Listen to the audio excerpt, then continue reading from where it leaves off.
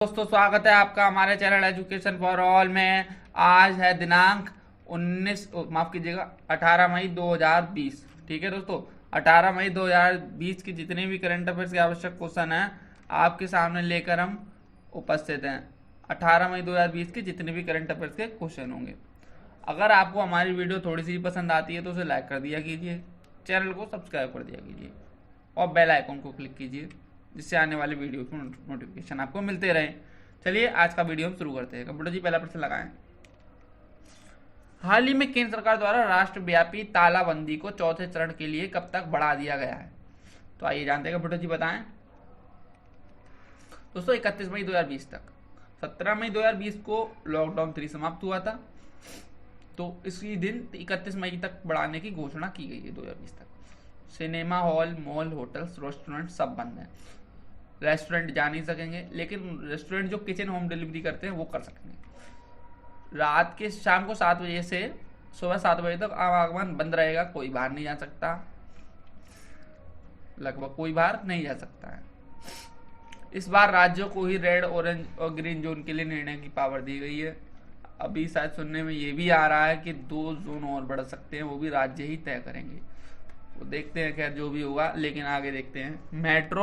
Metro, rail और वायुयान की सारी सेवाएं प्रतिबंधित रहेंगी। स्कूल, कॉलेज, संस्थान, धार्मिक संस्थान सब बंद रहेंगे। हालांकि बसों को कुछ छूट है अगर राज्य सहमत हो तो। चलिए अगले प्रश्न की तरफ बढ़ते हैं। किस संस्थान ने नेशनल माइग्रेंट इंफॉर्मेशन सिस्टम विकसित किया है? आइए जानते हैं। राष्ट्रीय आपदा प्रबंधन प्राधिकरण एनडीए में प्रवासियों के आवागमन के बारे में सूचना प्राप्त की जाए कराने के लिए और सभी राज्यों में फंसे प्रवासियों के अच्छे से आवागमन के लिए एनडीए में ने एक ऑनलाइन डैशबोर्ड तैयार किया है, जिसको एनआईएमएस या राष्ट्रीय प्रवासी सूचना प्रणाली कहा गया है। राज्य इस बात की परिकल्पना कर सकेंगे कितने लोग वहां से बाहर गए हैं एक राज्य से और दूसरे राज्यों में पहुंचे जहां उन्हें जाना है। दोस्तों एनडीए में भारत सरकार की गृह मंत्रालय की एक एजेंसी है, इसकी स्थापना 30 मई 2005 को हुई थी और एजेंसी के जो मुख्य कार्यकारी होते हैं वो नरेंद्र मोदी वर्तमान में हैं। भारत के प्रधानमंत्री जो होता है वो ही राष्ट्रीय आपदा प्रबंधन प्राधिकरण का मुख्य अधिकारी या एग्जीक्यूटिव होता है और ये गृह मंत्रालय के अंतर्गत आता है। चलिए अगले प्रश्न की तरफ बढ़ते हैं। हाल ही में बंगाली खाड़ी में किस चक्रवाती तूफान की आशंका व्यक्त की गई है? आइए जानते हैं। दोस्तों अम्फान जो है बंगाली खाड़ी में स्थित उड़ीसा और पश्चिम बंगाल को भारी नुकसान का अनुमान बताता है। अभी हाल ही में ये भी सुनने में आया है कि अंडमान निकोबार में बहुत तगड़ी बारिश हो सकती है। दोस्तों भारतीय मौसम विभाग जो है उसकी स्थापना 1875 में हुई थी, मुख्यालय दिल्ली में है। इसके अध्यक्ष मृत्युंजय महापात्र, माफ कीजिएगा, और मौसम विज्ञान केंद्र ने जो है पाकिस्तान के कब्जे वाले कश्मीर के क्षेत्रों को भी अब अपने मौसम पूर्वानुमान में शामिल कर लिया है। संभवतः ये भारत की कूटनीति का हिस्सा भी हो सकता है। चलिए अगले प्रश्न की तरफ बढ़ते हैं। किस समुद्री पोत द्वारा समुद्र सेतु चरण 2 के तहत मालदीव से 588 भारतीयों को भारत लाया गया? आइए जानते हैं। INS जलाश्व जहाज ने 70 महिलाओं, 6 गर्भवती महिलाओं और 21 बच्चों सहित 588 भारतीय नागरिकों को कोची पोर्ट ट्रस्ट के समुद्रिका क्रूज टर्मिनल पर उतारा। मालदीव द्वीप समूह आधिकारिक तौर पर मालदीव गणराज्य हिंद महासागर में स्थित एक द्वीप देश है। दोस्तों अब मालदीव है तो मालदीव की राजधानी क्या है? माले, और मुद्रा क्या है? मालदीव रुपया। राष्ट्रपति यहाँ के कौन है? इब्राहिम मोहम्मद सोली, और स्वतंत्रता से ब्रिटेन से मिली थी 26 जुलाई 1965 को। दोस्तों मालदीव जो है मिनिकॉय आइलैंड और चागोस आर्कीपेलागो के बीच 26 प्रवाल द्वीपों की एक दोहरी चेन वाला देश है, जो कि भारत के लक्षद्वीप टापू के उत्तर दक्षिण दिशा में है। चलिए अगले प्रश्न की तरफ बढ़ते हैं। किस देश के राष्ट्रपति ने अपना नया राजनीतिक मानचित्र प्रकाशित करने की घोषणा की? आइए जानते हैं। दोस्तों नेपाल जो कि एक दक्षिण एशियाई स्थलरुद्ध राष्ट्र है, उसी ने की है और इसकी राजधानी काठमांडू है और इनकी राष्ट्रपति जो है विद्या देवी भंडारी और प्रधानमंत्री KP शर्मा ओली या खड़ग प्रसाद शर्मा ओली है। महात्मा बुद्ध की जन्मस्थली लुम्बिनी भी यही है और सीता माँ का जन्म बताया जाता है जनकपुर में ही हुआ था। और 81% आबादी इस देश की हिंदू है और यहाँ की मुद्रा जो है नेपाली रुपया है। चलिए अगले प्रश्न की तरफ बढ़ते हैं। कंप्यूटर जी अगला प्रश्न लाए। दोस्तों एशिया विकास बैंक ने कोविड-19 के कारण कितने नुकसान का अनुमान जताया, आइए जानते हैं। 5.8 से 8.8 ट्रिलियन डॉलर। दक्षिण एशिया में लगभग 142 से 218 अरब डॉलर का नुकसान हो सकता है। एशियाई विकास बैंक एक क्षेत्रीय विकास बैंक है जिसकी स्थापना 19 दिसंबर 1966 को की गई थी ताकि एशियाई देश जैसे कि भारत भी एशियाई देश है इनका आर्थिक विकास अच्छे से हो सके। दोस्तों फिलीपींस के मंडलुयोंग में इसका मुख्यालय है। एडीबी या एशियन डेवलपमेंट बैंक का। मासात सुगु असाकावा यहाँ के अध्यक्ष हैं वर्तमान में। चलिए अगले प्रश्न की तरफ बढ़ते हैं। लुप्त प्राय प्रजाति दिवस कब मनाया जाता है, आइए जानते हैं। प्रत्येक वर्ष मई के तीसरे शुक्रवार को लुप्त प्राय प्रजाति दिवस मनाया जाता है। अच्छा, इसकी शुरुआत 2006 में की गई थी और ये वो प्रजाति होती है जिनकी तेजी से गिरावट आ रही है वैश्विक रूप से। इस वर्ष यह 15 मई को मनाया गया क्योंकि 15 मई को तीसरा शुक्रवार पड़ा था मई का। और कुछ डे भी दिए गए हैं, आप इनका स्क्रीनशॉट ले लीजिएगा दोस्तों, ठीक है। चलिए अगले प्रश्न की तरफ बढ़ते हैं। किस राज्य द्वारा 21 मई 2020 को राजीव गांधी किसान न्याय योजना का शुभारंभ किया जाना प्रस्तावित है? कंप्यूटर जी बताएं। दोस्तों छत्तीसगढ़ में जो क्या है, भारत के पूर्व प्रधानमंत्री राजीव गांधी की पुण्यतिथि 21 मई को होती है, तो उस दिन इसे प्रारंभ किया जाना प्रस्तावित है। राज्य सरकार राज्य की ग्रामीण अर्थव्यवस्था को चलाने के लिए 5100 करोड़ रुपए देने जा रही है। भारत का 26वां राज्य छत्तीसगढ़ है जिसकी स्थापना या गठन कह सकते हैं 1 नवंबर 2000 को हुई। यहाँ के चीफ मिनिस्टर भूपेश बघेल है और गवर्नर या राज्यपाल अनुसुईया उइके हैं। चलिए अगले प्रश्न की तरफ बढ़ते हैं। विश्व दूरसंचार और सूचना सोसाइटी दिवस 2020 का विषय क्या है? कंप्यूटर जी बताएं। कनेक्ट 2030 सतत विकास लक्ष्य के लिए आईसीटी। इस दिवस को वैश्विक संस्कृतियों के मध्य दूरसंचार शक्ति और उपयोगिता के रूप में मनाते हैं। कैसे मतलब जुड़ी रहती है संस्कृतियां टेक्नोलॉजी के द्वारा। अच्छा, यूएन महासभा के द्वारा यह दिवस शुरू किया गया था।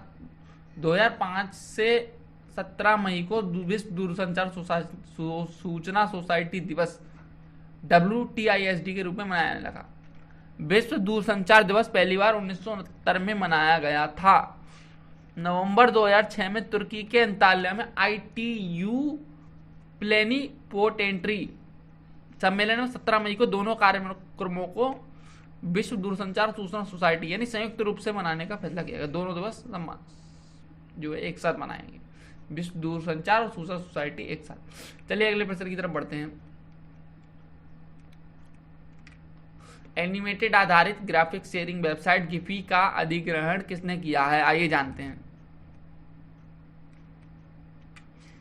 फेसबुक। दोस्तों गिफी की स्थापना 2013 में एलेक्स चुंग और जैसे कोक ने की थी। फेसबुक ने $400 मिलियन से इस कंपनी को खरीदा है। इमोजी गिफी की सहायक कंपनी भी है। फेसबुक अमेरिकी सोशल मीडिया प्रौद्योगिकी कंपनी है जो मेनलो पार्क कैलिफोर्निया अमेरिका में स्थित है। संस्थापक फेसबुक के कौन है? Mark Zuckerberg. CEO कौन है? Mark Zuckerberg. और इसकी शुरुआत फरवरी 2004 में अमेरिका में हुई थी। चलिए अगले प्रश्न की तरफ बढ़ते हैं। हाल ही में किस व्यक्ति ने वीडियो कॉन्फ्रेंस के माध्यम से 32वें राष्ट्रमंडल स्वास्थ्य मंत्रियों की बैठक में भाग लिया, आइए जानते हैं। डॉक्टर हर्षवर्धन जो कि स्वास्थ्य मंत्री है भारत के। आइए जानते हैं अगले प्रश्न का क्या है। वित्त मंत्री निर्मला सीतारमण ने मनरेगा का बजट हाल ही में कितने हजार करोड़ बढ़ा दिया है, आइए जानते हैं। कंप्यूटर जी बताएं। 40,000 करोड़। दोस्तों भारतीय संसद द्वारा 2 फरवरी 2006 को राष्ट्रीय ग्रामीण रोजगार गारंटी अधिनियम 2005 योजना ग्रामीण क्षेत्रों में रोजगार शुरू करने के लिए प्रारंभ की गई थी। इसका वर्तमान में महात्मा गांधी राष्ट्रीय ग्रामीण रोजगार गारंटी योजना नाम है। इस योजना में एक वित्त वर्ष में कम से कम 100 दिनों का रोजगार दिए जाने की गारंटी है।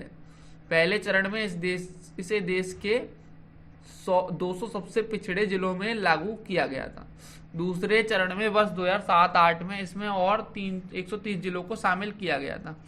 शुरुआती लक्ष्य के अनुरूप नरेगा को पूरे देश में 5 सालों में फैला देना था। बहरहाल पूरे देश को इसके दायरे में लाने और मांग को दृष्टि में रखते हुए योजना 1 अप्रैल 2008 से सभी शेष ग्रामीण जिलों तक विस्तार दे दिया गया है। ठीक है दोस्तों, मुख्य पॉइंट यही है मनरेगा को लेकर भी। ठीक है दोस्तों, यदि आपको कोई और जानकारी है इस विषय में तो आप कमेंट बॉक्स में जरूर बताइएगा। चलिए अगले प्रश्न की तरफ बढ़ते हैं। राष्ट्रीय डेंगू दिवस कब मनाया जाता है ये जानते हैं, कंप्यूटर जी बताएं। 16 मई को हर साल स्वास्थ्य परिवार कल्याण मंत्रालय द्वारा डेंगू दिवस मनाया जाता है। इसके केंद्रीय मंत्री कौन है स्वास्थ्य मंत्रालय के? हर्षवर्धन। राज्य मंत्री कौन है? अश्विनी कुमार चौबे। अच्छा, डेंगू रोग का वाहक कौन होता है? एडिस इजिप्टी मादा मच्छर जो होती है। इसके लक्षण क्या है? तेज बुखार, सिर दर्द, चकत्ते, मांसपेशियों जोड़ों का दर्द, गंभीर मामलों में गंभीर रक्तस्राव और सदमे की स्थिति भी होती है जो बहुत जानलेवा होती है। इसमें तेजी से ब्लड प्लेटलेट्स गिरने लगती हैं। चलिए अगले प्रश्न की तरफ बढ़ते हैं। एक किताब जिसका शीर्षक Wuhan diary dispatches from a quarantined city के लेखक कौन है? फांग फांग। चीनी साहित्यकार फांग फांग द्वारा लिखित पुस्तक Wuhan diary dispatches from a quarantined city के नाम से ऑनलाइन डायरी, प्रविष्टि और सोशल मीडिया पोस्ट का संकलन है। कोविड-19 के दौरान 60 दिनों के लॉकडाउन का ये दस्तावेज है। पुस्तक 15 मई 2020 को भारत में ई बुक प्रारूप में जारी की गई थी, जिसे हार्पर नॉन फिक्शन द्वारा प्रकाशित किया गया था। यह ऑडियो 26 मई को आएगा। चलिए अगले प्रश्न की तरफ बढ़ते हैं। केंद्रीय मानव संसाधन मंत्री ने महामारी और तालाबंदी के मनोवैज्ञानिक, सामाजिक प्रभाव और उसके कैसे सामना करना है पर 7 शीर्षक ई लॉन्च किए। वर्तमान में मानव संसाधन मंत्रालय में कौन मंत्री है? श्री रमेश पोखरियाल निशंक। चलिए अगले प्रश्न की तरफ बढ़ते हैं। भारतीय नौसेना ने पोर्ट ब्लेयर में MK चतुर्थ श्रेणी लैंडिंग क्राफ्ट उपयोगिता का कौन सा 7वां जहाज शुरू किया है? आइए जानते हैं। NLCU L57 अंडमान निकोबार कमान के commanding in chief lieutenant general PS Rajeshwar ने पोर्ट ब्लेयर में भारतीय नौसेना के इस नाम के NLCU L57 यार्ड नंबर 2098 को चालू किया है। नौसेना के लिए garden reach ship builders and engineers limited द्वारा स्वदेशी रूप से बनाए जा रहे 8 ऐसे जहाजों की श्रृंखला में यह 7वें नंबर का है। जहाज का उपयोग समुद्र तट संचालन, खोज और बचाव, आपदा राहत कार्य और आपूर्ति और पुनः पूर्ति और दूर के द्वीपों से निकासी के लिए किया जा सकता है। Garden research ship builder and engineer limited के बारे में सुन लीजिए कुछ। कोलकाता यानी वेस्ट बंगाल में यानी पश्चिम बंगाल में इसके हेडक्वार्टर्स यानी मुख्यालय है। इसके CMD कौन है? Rear admiral Vipin Kumar Saxena. चलिए अगले प्रश्न की तरफ बढ़ते हैं। चेयरमैन के रूप में जारी रखने के लिए जम्मू कश्मीर बैंक के किसे नियुक्त किया गया? जुबैर इकबाल। इनको 3 साल तक के लिए, माफ कीजिएगा, अगले 3 साल तक के लिए राजेश कुमार चिबर को MD के रूप में नियुक्त किया गया है। अच्छा, जम्मू और कश्मीर बैंक जो है वो श्रीनगर में स्थित है मुख्यालय। इसकी टैगलाइन क्या है? सर्व करने के लिए सेवा। चलिए अगले प्रश्न की तरफ बढ़ते हैं। अब भी एक और बात ध्यान रखिए आप, जम्मू और कश्मीर एक UT है यानी यूनियन टेरिटरी है। ठीक है ना, राज्य नहीं है, यूनियन टेरिटरी, संघ शासित प्रदेश। हाल ही में किसने श्वसन प्रक्रिया में सहायता देने के लिए स्वचालित उपकरण विकसित किया है? आइए जानते हैं, कंप्यूटर जी बताएं। IIT मद्रास से। चलिए कंप्यूटर जी अगले प्रश्न बताइए। हाल ही में विक्टोरिया जलप्रपात को फिर से खोला गया है, यह किस नदी पर बना है? आइए जानते हैं। जाम्बेजी नदी। दोस्तों यह अफ्रीका की चौथी सबसे लंबी और हिंद महासागर में गिरने वाली सबसे बड़ी अफ्रीकी नदी है। 50 मीटर ऊंचे विक्टोरिया जलप्रपात पर यह जाम्बेजी नदी अवस्थित है। इस नदी के किनारे शेर, हाथी, मगरमच्छ जैसे जानवर भी पाए जाते हैं। दोस्तों और सुनिए थोड़ा, करीबा बांध, लिविंगस्टोन, काटिमा, मुलीलो और लुकुलू इत्यादि सभी इस नदी पे स्थित है, यानी ये अफ्रीका महाद्वीप में ही है। और ये नदी उत्तर पश्चिम जाम्बिया के वेटलैंड से निकलती है और अंगोला से होती हुई अफ्रीकी देश नामीबिया, बोत्सवाना, जाम्बिया और जिम्बाब्वे तक फैली हुई है। चलिए अगले प्रश्न की तरफ बढ़े कंप्यूटर जी। हाल ही में हॉकी इंडिया सीनियर राष्ट्रीय महिला चैंपियनशिप की मेजबानी कौन सा राज्य करेगा? आइए जानते हैं दोस्तों, उत्तर प्रदेश करेगा। उत्तर प्रदेश के विषय में कुछ बातें हैं। 24 जनवरी 1950 को स्थापित हुआ, कह सकते हैं आप, हालांकि बार बार विघटन होते होते ये 1950 पे हुआ है, फाइनली 1950 पे हुआ है, और लखनऊ में इसकी राजधानी है। वर्तमान में 75 जिले हैं यहाँ पे, और आनंदीबेन पटेल यहाँ की राज्यपाल है। अच्छा, मुख्यमंत्री योगी आदित्यनाथ जी हैं, तथा इसका कुल क्षेत्रफल वर्तमान में 2,43,290 किलोमीटर स्क्वायर है। ठीक है दोस्तों, और पहला जनसंख्या में स्थान है इसका, और घनत्व 820 किलोमीटर स्क्वायर है। आधिकारिक रूप से यहाँ हिंदी और उर्दू भाषा जो है सरकार प्रयोग करती है। लिंग अनुपात 2011 की जनगणना के हिसाब से 912 है, और कथक यहाँ का प्रसिद्ध नृत्य है। चलिए अगले प्रश्न की तरफ बढ़ते हैं। माफ कीजिएगा, अगला प्रश्न नहीं, जो कल का प्रश्न था, हमने आपसे पूछा था 17 मई 2020 का। तो 16 मई को अपना सशस्त्र सेना दिवस किस देश ने मनाया है? तो इसका सही उत्तर क्या है दोस्तों? ए, अमेरिका। तो किस किसने सही उत्तर दिया है कमेंट बॉक्स में जरूर बताइए और मैच कीजिएगा। ठीक है दोस्तों, अब हम आज का प्रश्न आपसे पूछते हैं 18 मई 2020 का। हाल ही में किसने भारत बांग्लादेश ऑनलाइन सम्मेलन का आयोजन किया है? ए, वित्त मंत्रालय, बी, एसोचैम, सी, एशियाई विकास बैंक या एडीबी, डी, सार्क। चलिए आप इसका उत्तर जरूर बताइएगा वीडियो के कमेंट बॉक्स में। दोस्तों, अगर आपको वीडियो बिल्कुल भी पसंद आ रही हो तो उसको लाइक कीजिए, आपसे पुनः कहूँगा। चैनल को सब्सक्राइब कीजिए, चैनल का नाम है एजुकेशन फॉर ऑल। ठीक है दोस्तों, और वीडियो को लाइक और शेयर जरूर किया कीजिए, और बेल आइकॉन को क्लिक कर दिया कीजिए। एक और जरूरी बात दोस्तों, मैं पुनः दोहराऊंगा कि जो क्विज हम आपको दे रहे हैं, डिस्क्रिप्शन बॉक्स में उसका पीडीएफ लिंक मिल जाएगा आपको, उसको आप वीडियो देखने के बाद जरूर हल किया कीजिए, तभी ना आपको मालूम पड़ेगा आपके एग्जाम के लिए कितने तैयार हैं।